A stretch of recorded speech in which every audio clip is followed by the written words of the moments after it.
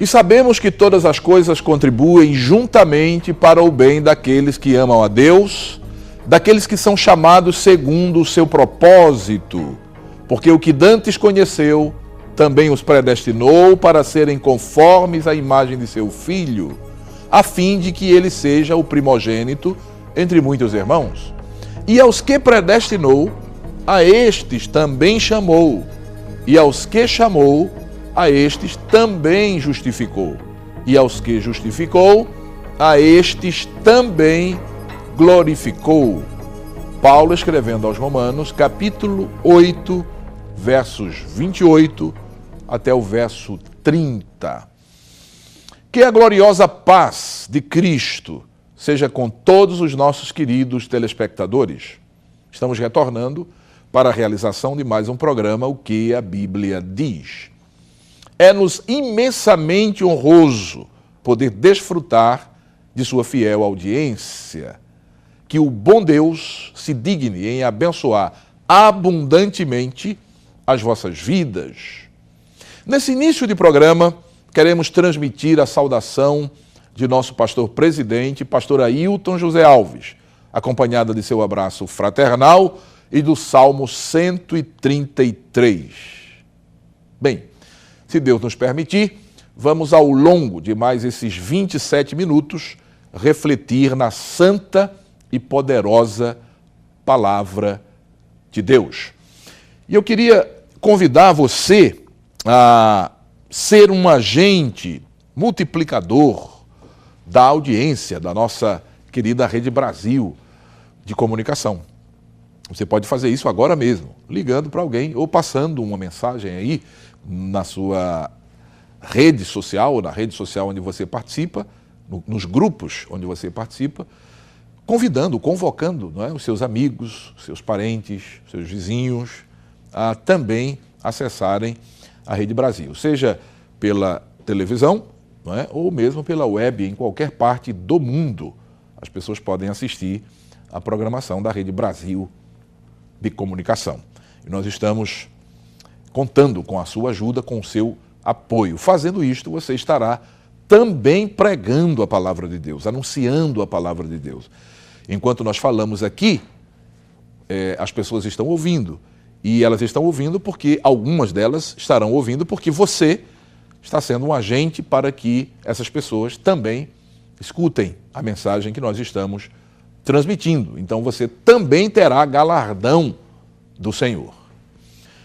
Muito bem, em programa anterior, revisitando alguns registros de controvérsias teológicas ao longo da história da igreja, mostramos que Deus sempre teve o cuidado de manter servos seus dedicados a defender a sã doutrina, assim como a retransmitiram os apóstolos.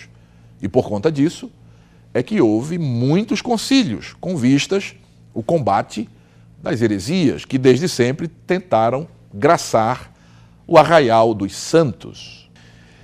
Nós falamos aqui, em programas passados, não é, de forma sintética, sobre alguns concílios. Mencionamos aqui alguns concílios, algumas datas, alguns nomes, não é, de teólogos, apologistas. Citamos aqui exatamente nomes de servos de Deus que foram usados por Deus, não é, em determinados momentos da história da igreja, isso desde lá de trás, do século I, século II em diante, não é, para combater as heresias. Porque as heresias, elas não são coisas recentes, não. Isso vem lá de trás, desde que Cristo, não é, estabeleceu a sua doutrina, deixou a sua doutrina, e os apóstolos retransmitiram a doutrina de Cristo, não é, que apareceram pessoas, pensadores, não é, que pensaram a doutrina de Cristo à sua maneira e, naturalmente, influenciados por muitas coisas, não é? Pela cultura grega, influenciados por movimentos, não é, heréticos, como os agnósticos, não é? Ou os gnósticos, melhor dizendo, não é? Os gnósticos ali do primeiro século, e outras vertentes também heréticas. Então, alguns pensadores, alguns teólogos, né, fizeram aquela salada e verteram e produziram falsas doutrinas E os servos de Deus, comprometidos com a ortodoxia da palavra de Deus, enfrentaram isso aí com muita galardia, com muita ênfase, não é? E graças a Deus por isso. Deus sempre mantém servos seus, como já dissemos, não é? Apostos, para defender a fé que uma vez foi dada aos santos. Muito bem, nós concluímos o programa passado dizendo que os líderes do movimento denominado Reforma Protestante tinham pelo menos 3 princípios de fé em comum que os diferenciava da igreja romana, a saber, primeiro, o primeiro princípio, sola gratia et fides, ou seja, a salvação pela graça mediante a fé somente. O segundo princípio era sola scriptura, ou seja, as escrituras passaram, não é, a ser colocadas a partir desse movimento chamado de Reforma Protestante. As escrituras foram colocadas acima de todas as demais autoridades da fé e práticas cristã. Ou seja, foi resgatada aquele posicionamento que até hoje nós defendemos, que é a Bíblia como nossa única regra de fé e prática. E em terceiro lugar, o terceiro ponto comum entre muitos dos chamados reformadores, não é? Estava o sacerdócio universal dos crentes. Não é? Então a gente pode dizer que esses 3 pontos, de alguma forma, de alguma maneira, eram pontos comuns entre os reformadores. Nós falamos ainda que a Reforma Protestante veio exatamente para quebrar a carapaça impenetrável dos dogmas romanos, não é? da igreja romana, e deixar que a palavra de Deus pudesse fluir livremente aos corações sequiosos por Deus. Portanto, eu posso afirmar com muita tranquilidade, não é? E categoricamente, que quando alguém coloca um sistema teológico elaborado como camisa de força para conter o livre acesso às verdades reveladas, essa pessoa está desconstruindo tudo aquilo que os reformadores, usados por Deus, fizeram. Isso mesmo. Os reformadores, podemos dizer, que foram usados por Deus, não é? Para trazer, para resgatar, não é? A fé somente nas Escrituras e a prática também, não é? Ou seja, trazer as Escrituras como única regra de fé e prática. Mas aí alguém, depois disso aí, não é? Até alguém chamado também reformador, ou um dos reformadores, foi o caso de Calvino, não é?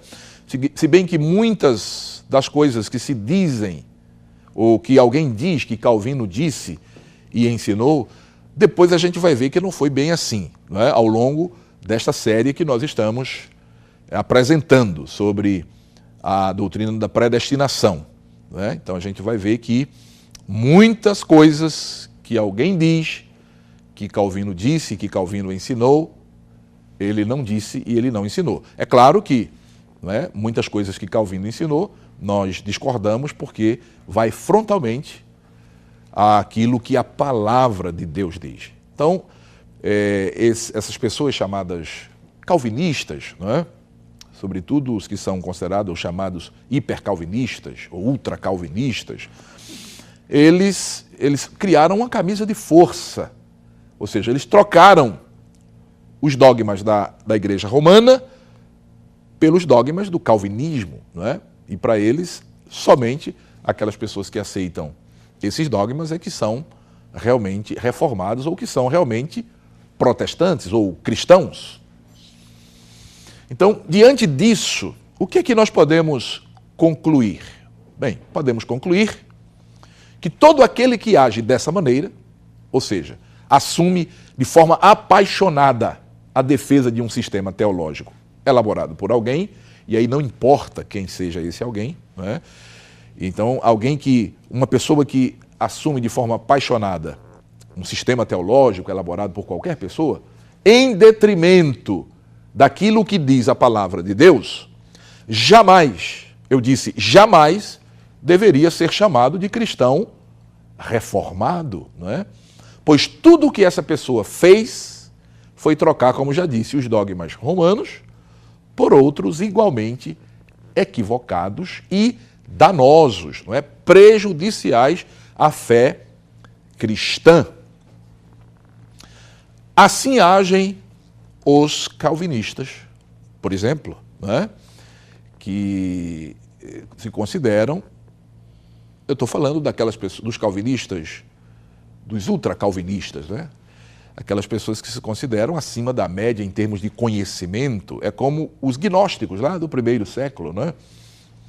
Eles acham que têm mais habilidade de conhecer a Bíblia e de interpretar a Bíblia, e, portanto, eles conhecem melhor a Bíblia. Só que eles conhecem a Bíblia a partir da lente do calvinismo, não é?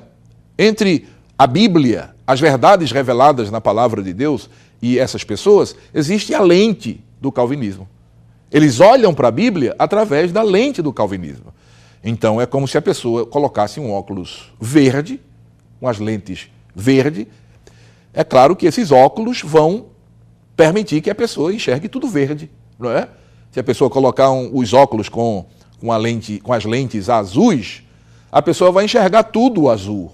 Ou seja, dependendo da cor da lente dos óculos, a pessoa vai enxergar o mundo de cor diferente. Então, essas pessoas, esses calvinistas, eles olham para a Bíblia e para a doutrina da salvação, para a soteriologia, né, conforme encontramos registrado desde o livro de Gênesis até Apocalipse, eles olham com os óculos do calvinismo. Por isso, eles enxergam dessa maneira que enxergam e acham que estão com a verdade, ou seja, são o suprassumo da verdade.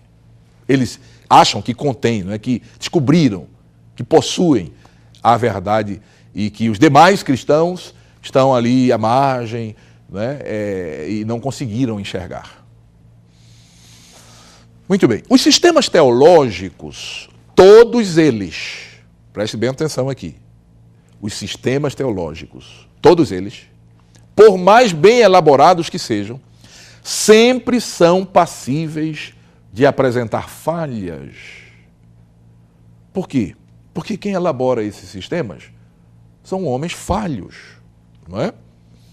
Portanto, nós podemos dizer que 100% escorreita é unicamente a palavra inerrante de Deus, ou seja, a Bíblia Sagrada.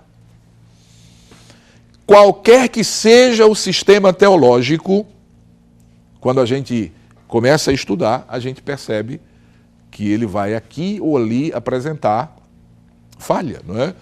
Porque é uma interpretação que o autor, que o teólogo, que o pensador faz das Escrituras.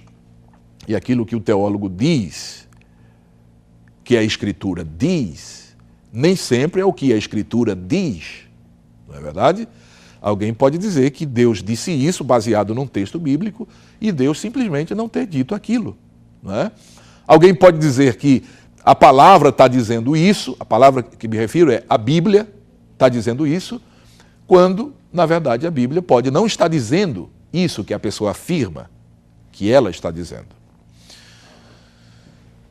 Muito bem, nós vamos fazer uma parada, não vai ser uma parada longa, vai ser uma pausa rápida e logo em seguida nós retomaremos com a nossa reflexão. Não saia daí.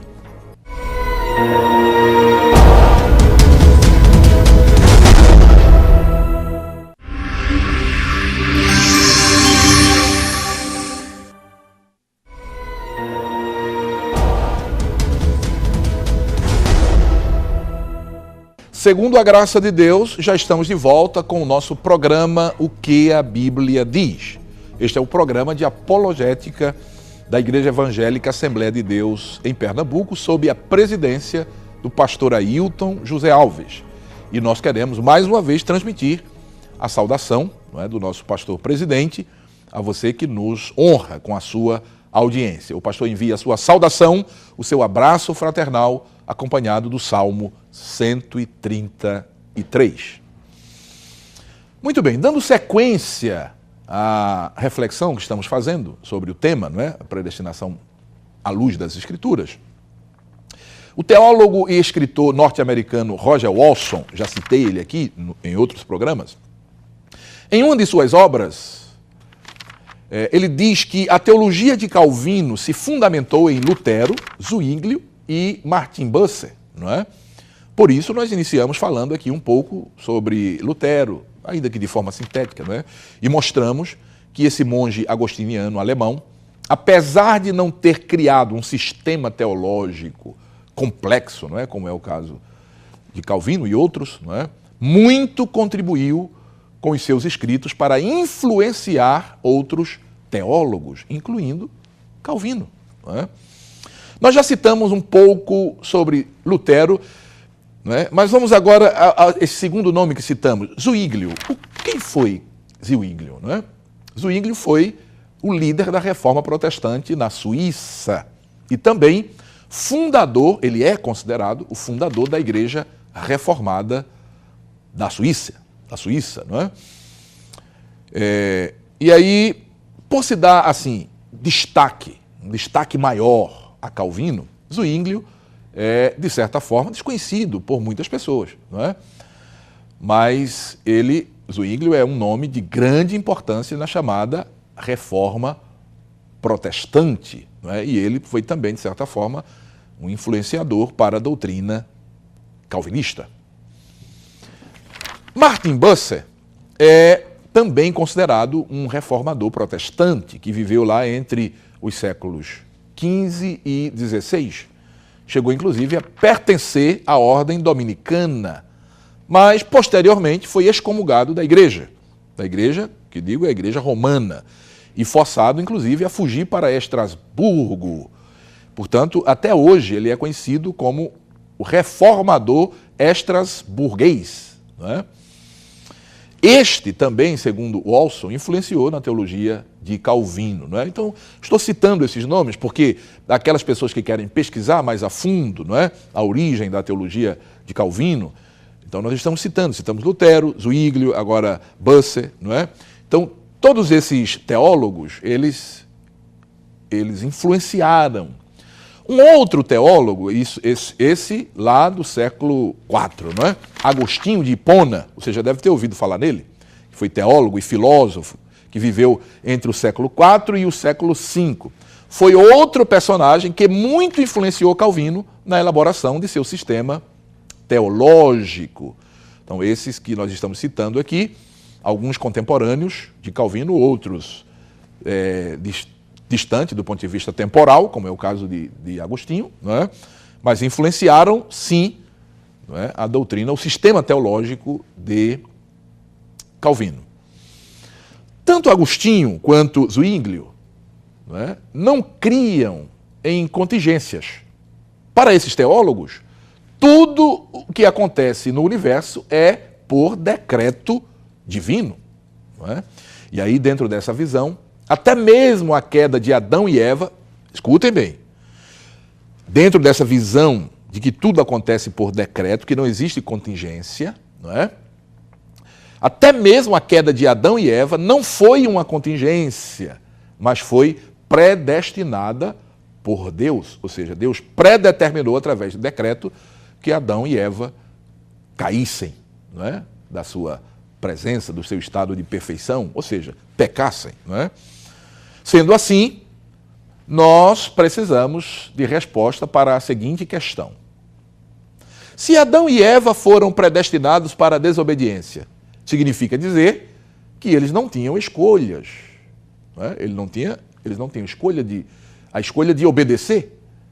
Não é? Ora, se eles não podiam escolher, como responsabilizá-los por algo que eles mesmos não decidiram? Que, no caso, Deus decidiu por eles, de antemão. Não é? Se isso fosse verdade, então, Adão e Eva teriam simplesmente cumprido o que estava predestinado. Não é verdade? Você que está acompanhando a programação, e o nosso programa, o que a Bíblia diz, não dá para a gente refletir e entender dessa forma? Ora, Deus predestinou que Adão e Eva caíssem, pecassem. Então, Adão e Eva não podiam ser responsabilizados pelo pecado, pela queda, porque Deus assim teria determinado, não é? E aí, queridos, por mais que os chamados calvinistas se esforcem para explicar questões como estas, eles simplesmente não vão conseguir. Tudo o que conseguirão é fazer um contorcionismo exegético hercúleo para explicar o inexplicável, para solucionar o insolucionável. Em uma de suas obras, Roger Osso menciona que tudo o que Calvino conseguiu como explicação para este exemplo citado, ou seja, de que Deus predestinou, determinou, não é, a queda de Adão e Eva, foi dizer o seguinte, abre aspas, palavras de Calvino. O primeiro homem caiu porque o Senhor julgou que era oportuno. Porque ele assim julgou, não nos é revelado. É certo, porém, que assim julgou, porque viu que com isso a glória de seu nome seria revelada. Isso é uma citação direta da obra As Institutas da Religião Cristã de Calvino.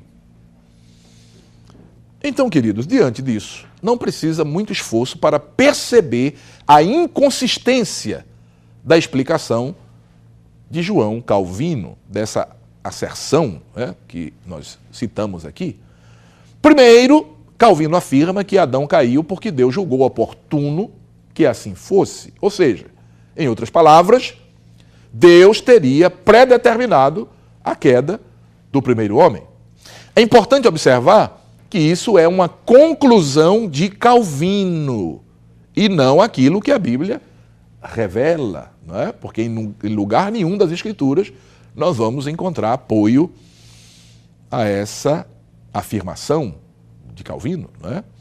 De que Deus predeterminou, Deus julgou oportuno que Adão e Eva caíssem. Em seguida, na mesma frase, na mesma assertiva, Calvino diz que Deus não nos revelou o porquê ele teria decidido assim.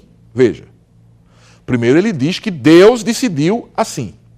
Depois ele diz que Deus não revelou o porquê teria decidido assim. Bem, primeiro, não há uma passagem sequer nas Escrituras que afirmem que Deus predestinou o homem para a queda, embora Calvino conclua que foi assim.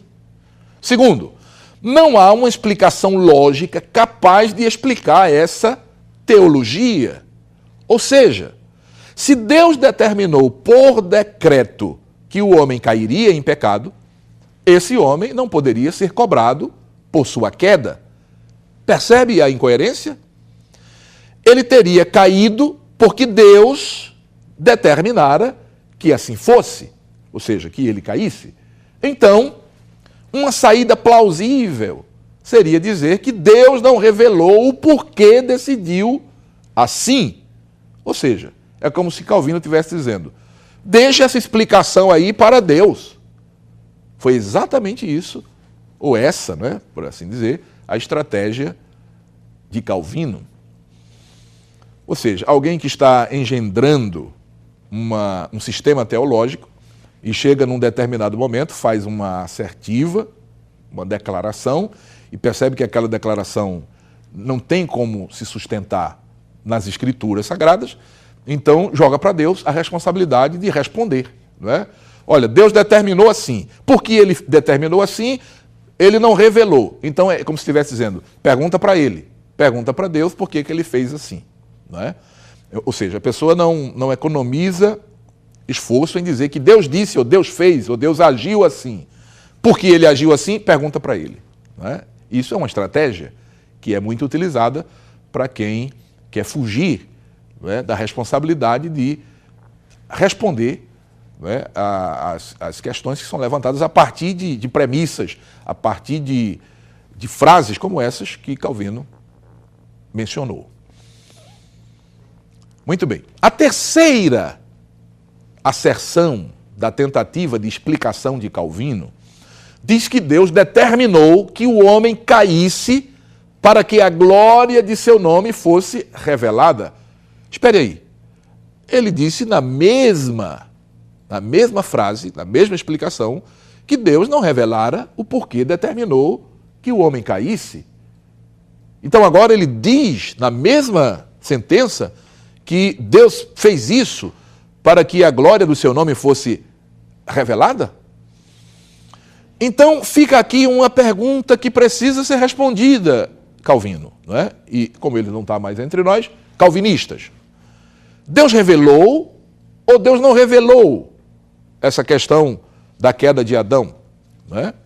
Se ele revelou, onde ficou registrada essa revelação? Na Bíblia ou nas Institutas de Calvino? Se foi nas Institutas, então essa revelação não é válida para o crente que tem a Bíblia como única regra de fé e prática. Pode até ser válida para quem acredita que as Institutas está em pé de igualdade ou mesmo acima das Escrituras. Pois bem, por enquanto, nós ainda não vamos aprofundar a abordagem em torno das incoerências do sistema teológico elaborado por Calvino e defendido por um séquito de seguidores ditos reformados. Mas, mais à frente, nós estaremos abordando cada um dos 5 pontos defendidos pelos calvinistas. Nós estamos falando do acrônimo TULIP, T-U-L-I-P, de onde procede os chamados 5 pontos de Calvino. Por enquanto, nos deteremos em alguns dados históricos para melhor entendermos o imbróglio promovido em torno dessa temática. Queridos, por hoje nós vamos concluindo o nosso programa, mas no próximo programa nós vamos dar sequência à reflexão sobre este tema tão importante, que é a predestinação à luz da Bíblia Sagrada. E é claro que estamos trazendo, não é, para o debate aquilo que Calvino estabeleceu como um sistema teológico e também Armínio. Vamos trazer ao debate aqui e vamos esclarecer de uma vez por todas, não é? Creio, essa situação que tem causado tanta polêmica entre muitos crentes. A nossa oração é que o Senhor continue abençoando a você e a sua família, hoje e sempre. Amém.